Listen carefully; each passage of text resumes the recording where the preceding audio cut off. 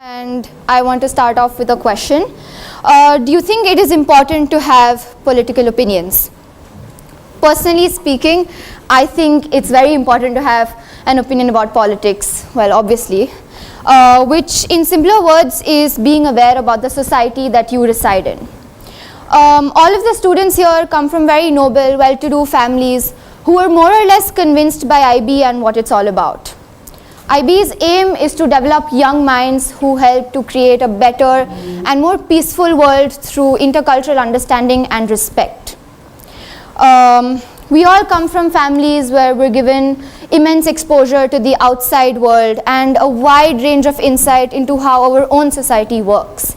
And I consider that to be one of the most exquisite aspects of IB, where one is allowed to express their opinions and views about things that most people in our country are still trying to crack.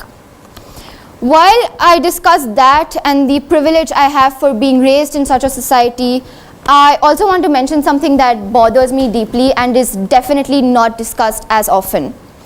As much as we're given the opportunity to expand our knowledge about these conditions and issues, we're all to some extent or another forced upon believing what's ideal or in majority with the society. We are all deeply judged for having an opinion that's, relatively unique, or an opinion that stands out, or an opinion that is not exactly the same as most people around us. I want to be able to live in India and talk about how Pakistani civilians are not at fault during Indo-Pak riots. I want to be able to live in India and talk about how I think BJP is not the path to prosperity for India.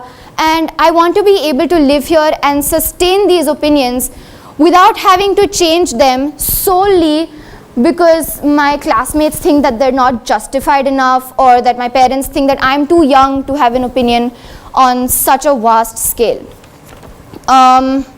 Political discrimination is basically discriminating someone on the basis of their political affiliations. Now, in many countries and federations, this form of injustice, as we speak, is still not prohibited and is very much into play. People are left unemployed or fired only because of their political opinions, maybe because their opinions are very open or their opinions don't match their colleagues and their work environment. And this is the case in 2019, where mankind is on the verge of inventing flying cars. Can you think of any reason why governments would have left out discrimination on the basis of political beliefs in their human rights legislation? Is there any justification for prohibiting religious beliefs and not political beliefs? Because I cannot think of anything that supports that. In this investigation of mine, in this exploration of mine, I've learned several things. Most importantly is that how crucial, how trivial it is for one to be open-minded and for one to be accepting towards all kinds of opinions. Now, if we want peace, we need to understand that not everyone can think the same way we do, not everyone can act the same way we do, and everyone has different justifications and everyone comes from different backgrounds for believing what they do and for believing what they believe in. I would like to mention a short event that had taken place with me exactly last year in 2019, post the Pulwama attack among Pakistan and India. It was a political crisis that had taken place among these two countries.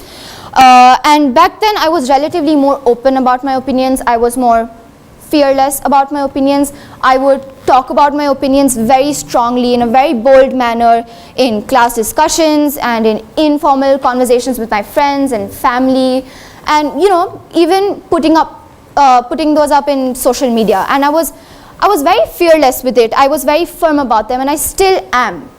But that event, not only did it lower down my self-esteem, but it made me realize that the people I surround myself with are not accepting, they're not respectful, and they just cannot digest an opinion that is different than their own. I was labeled a Pakistani. I was called an outsider. I was told that I don't deserve to live in India. I was told that I should not be called a citizen of India only because my opinions were not patriotic, my opinions were nationalistic, and my opinions didn't demand a war that claimed that we should kill every Pakistani ever. And by this talk, by this conversation, I don't expect to make a change in federations and in countries and in companies. What I expect to do and what I aim to do is to bring about a change in the mindset of each other, to bring about a change in my classmates, in my society, that let's start accepting all kinds of opinions. Let's admire the beauty of human nature that states that everyone is different, yet they're all one. And if it's very given that if we want peace, this is the only way to go about it. Thank you so much.